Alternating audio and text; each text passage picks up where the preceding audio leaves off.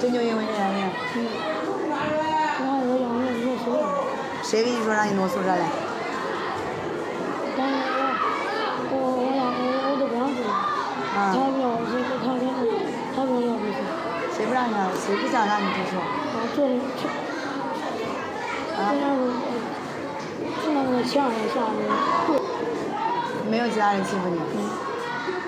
就是咱宿舍说睡觉，就这一个原因。你是咋想的？你是就是心里面咋想的？是你是因为这个原因不想住宿，还是心里面有什么其他的事情你没跟我说呀？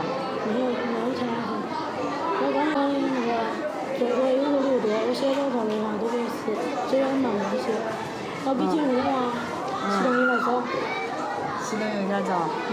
我给他，我写幼儿园。你妈妈出去不出去？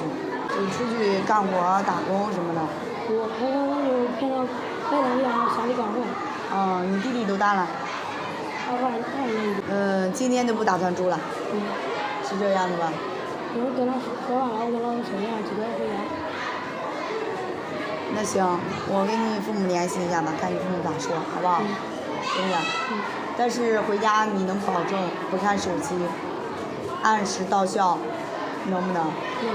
主要是距离家远，你来回确实不安全，这一点咱就是要考虑在内，是不是？你如果说坚持要回家，你心里面也确实这么想的，我也尊重你的意见，但是你要让老师能够相信你，对不对？咱们进学校就是来学习的，不能说欺骗老师，不能说敷衍老师，但是你也不能欺骗你自己，对不对？现在能不能做到？那我需要来签一份协议。我给拿回家要钱。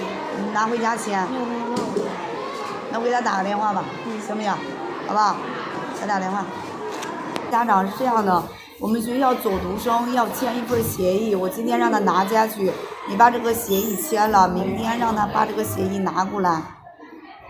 我前几天也找他聊了，也了解这个情况了，他已经说答应了住校，但是这2天就是因为这个事情也跟学生闹矛盾了，我也已经批评这个学生了，但是他心里面还是现在适应不过来，要不然就让他回家住吧。他已经说了回家的时候不看手机，你别把手机给他就可以了。那既然不想在那住了，那都是在学校回来吧，他都保证不看手机。说了这个事情，就是保证回家不看手机。如果说他回家看手机了，你再给我反映这个事情，好不好？